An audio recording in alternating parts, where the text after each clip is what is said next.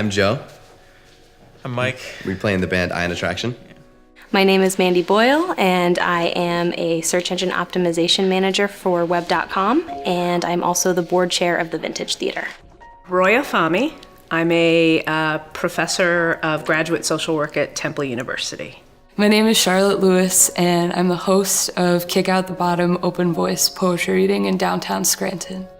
My name is Lindsay Brace, and I am a filmmaker and visual artist. My name is Edward Kuzo, and I play in a band called The Social State. I'm Chantel Mitchell, and I am an avid supporter of the Vintage. My name is Simone Daniel, and I am a writer, actor, comedian, professional hanger-oner. My name is Jim Reynolds, and I'm a member of The Push.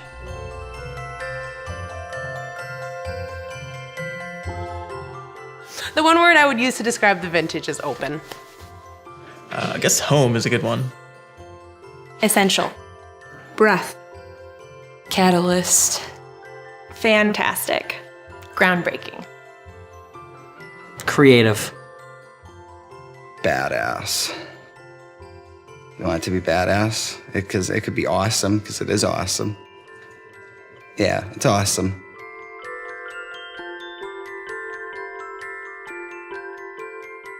My first memory of Vintage when it was the small little room on Wyoming Avenue.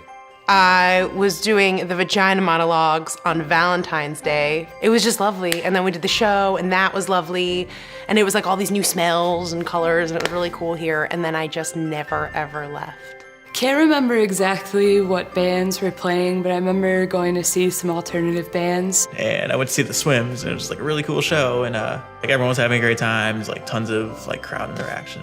It was really fun time. It made me want to get like into a band. My first Vintage memory is arguing with Connor O'Brien whether we should set a possible version of King Lear in ancient Persia or modern-day Scranton, or both. I saw a group of people standing outside, and I was just like, oh, what is this really cool place? And I walked in, and they were drawing on the walls, and I'm like, wow, this is kind of cool. This is a neat place. Walking past the old Ritz Theater and just hearing about a show and kind of hearing music and seeing like weird kids walking around that looked like me. A friend was doing a show, Useless Beauty was playing, and the plan was to just come and see her perform and then leave, and stayed for the whole set for all the other bands that were playing, and I just keep coming back. I really didn't understand what it was all about at first, but I just knew it was something neat.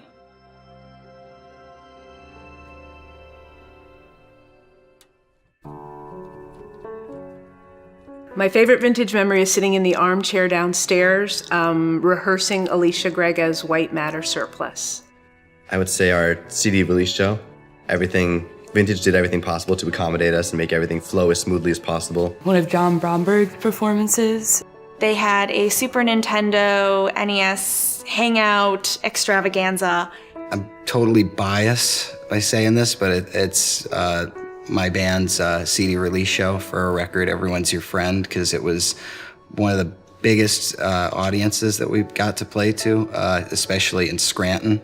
The 24-hour art festival got pretty weird. That was really fun. Probably the day that I realized that I wasn't just coming and trying to support something local, but I was part of something local.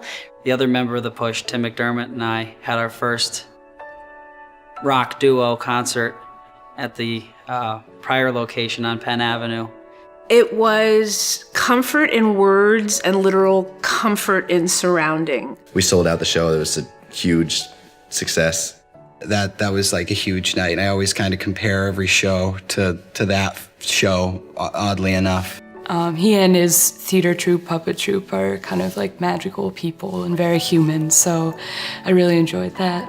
My 30-year-old boyfriend and his 13-year-old brother were able to sit down, have a cool night, just relax. The atmosphere was great, and he got to bond with his little brother. Realizing that all these people that I was meeting and becoming friends with, it wasn't superficial, it was that I was a part of this. It was packed, yeah, it was awesome. It was badass. 4 a.m, and we rigged up a karaoke machine out of a cell phone and a microphone, and there was a lot of screaming. And we were basically like a combination of Van Halen and Hall & Oates together, and we showed the vintage how to throw on a rock show.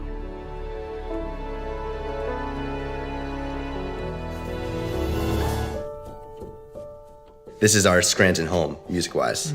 The most prominent original music, bass. The vintage means to me is that one can't create art in isolation, but when a group of artists come together and there's a true collaboration, I feel like we can all take a deep breath and exhale.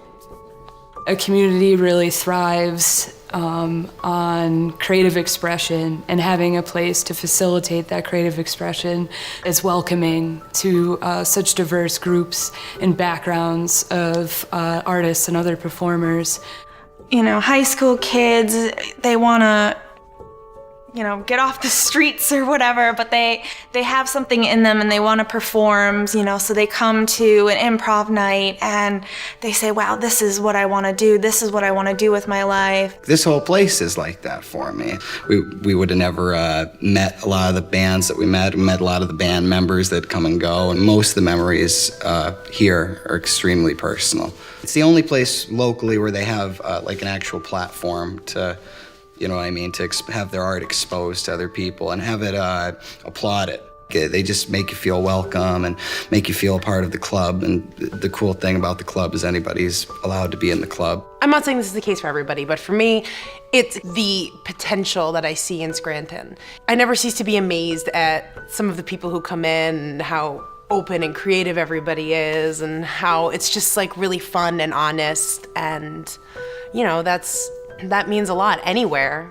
It's a way of expressing yourself and your art or your craft, whatever it may be, if it's music, if it's visual art, if it's photography.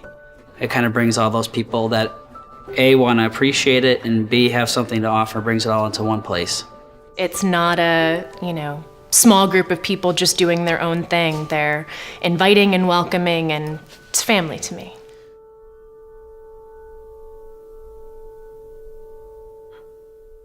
I love it. I mean, it's made so much progress, and everything about it is just so homey. We've got this balcony, these nice couches. I would like to see people of all ages come here, and they really are beginning to, from the children through the teens, through the 20s, 30s, 40s, 50s, and beyond. I would say just keep doing what you're doing. I think it's so great. Gives such an essence of home to so many people. Thank you so much. Thank you for allowing me to be me and allowing so many others opportunities in this community, and you're a great asset. Thank you. It's fantastic that they have shows that are selling out, and that, they're getting more and more people into the community. It's not, like I said, one of my favorite things about this is it's not like one small theater group doing this one thing. It's open auditions, and it's get everybody in and get everybody involved, and it's open call for artists and open call for scripts, and that's amazing. There is a place where I can go be an actual storyteller. It means everything. I think that the Vintage has done a really great thing, and without that, I don't think that we would have had 4 or 5 years of these great artists. So just keep doing what you're doing because it's awesome. So I don't know, is that stupid? Can I do it again? I can do it again. Anything that comes with the art's never an easy thing because it's hard to get the masses to come out to anything you do. But I think they've made enough of a buzz to get their name out there, and they're out there. People know who they are and where they're at. Their name is on the map.